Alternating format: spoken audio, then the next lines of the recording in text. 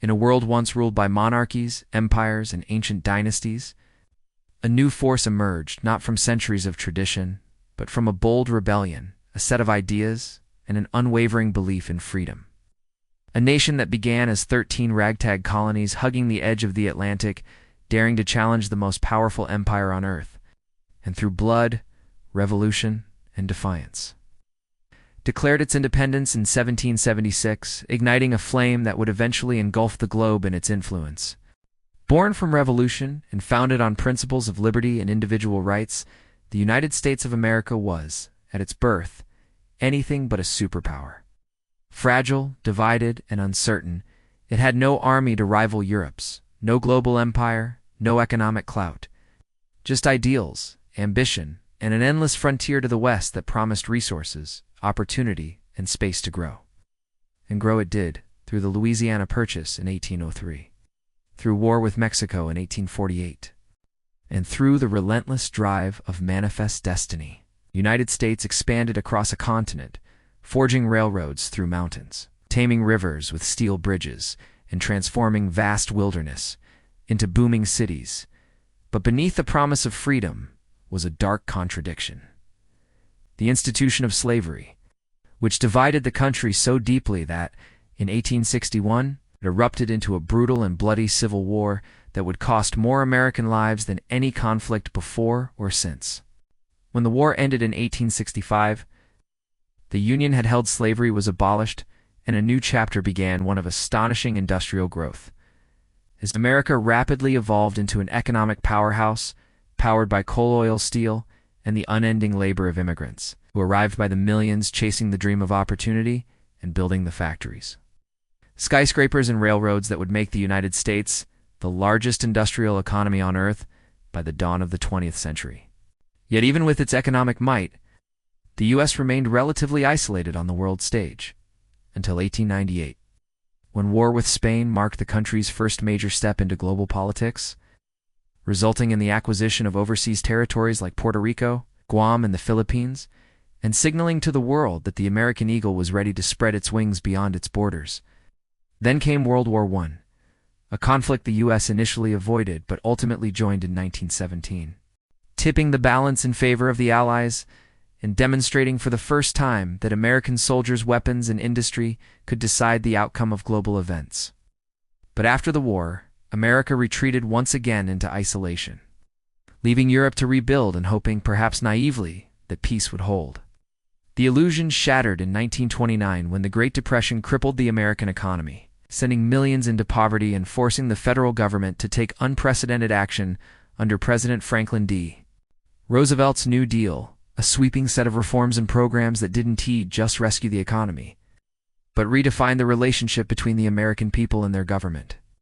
But it was World War II that would transform the United States from a sleeping giant into the world. Its most dominant force, for after Pearl Harbor was bombed in 1941, America entered the war with full force, turning its factories into war machines, its economy into an arsenal, and its people into the backbone of a global fight against tyranny, ultimately helping defeat Nazi Germany and Imperial Japan, and emerging not just as a victor, but as the only nation armed with the atomic bomb, a weapon that would both end the war and mark the beginning of a new era of fear, power, and geopolitical dominance.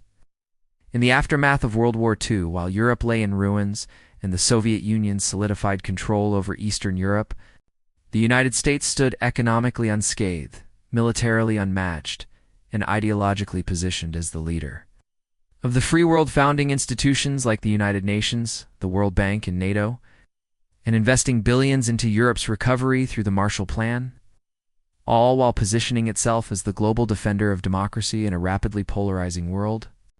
And thus began the Cold War, a 40-year ideological and geopolitical standoff between the capitalist United States and the communist Soviet Union, fought not through direct battle, but through proxy wars, nuclear arms races, space exploration, and covert operations across the globe, with the U.S. projecting its power through military alliances, cultural influence, and technological dominance, all while navigating internal struggles at home over civil rights, social change, and political identity, from the Cuban Missile Crisis to the Vietnam War.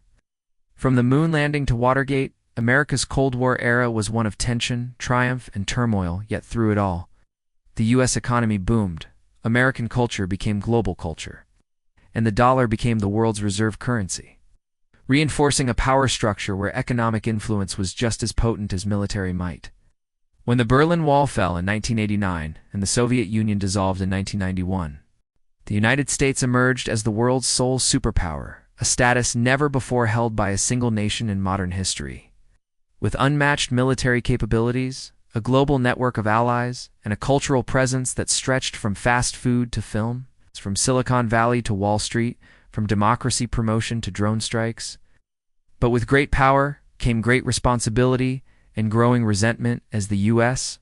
took on the role of global policeman in the 1990s and early 2000s, intervening in conflicts from the Middle East to the Balkans, navigating the rise of China, the spread of terrorism, and the challenges of globalization, all while dealing with its own internal divisions.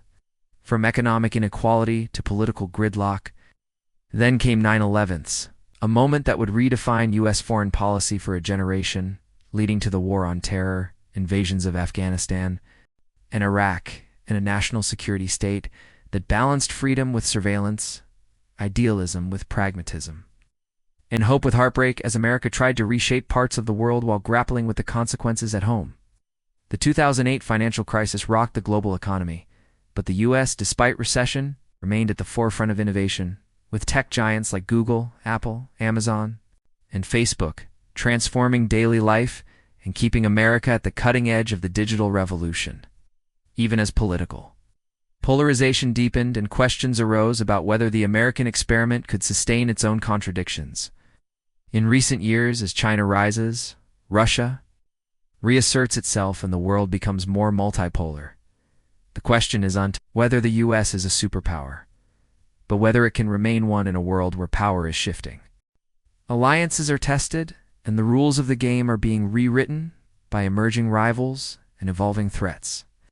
Yet despite the challenges, the U.S. still leads in global GDP, military spending, technological innovation, higher education, and cultural influence, not just because of its weapons or wealth, but because of its ability to shape the narrative, drive the future, and inspire people from every corner of the globe to believe in possibility, reinvention, and the pursuit of dreams.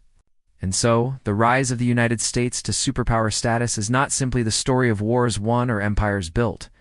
It's the story of a nation constantly reinventing itself, fueled by conflict, tempered by crisis, and propelled by the relentless pursuit of something bigger than power.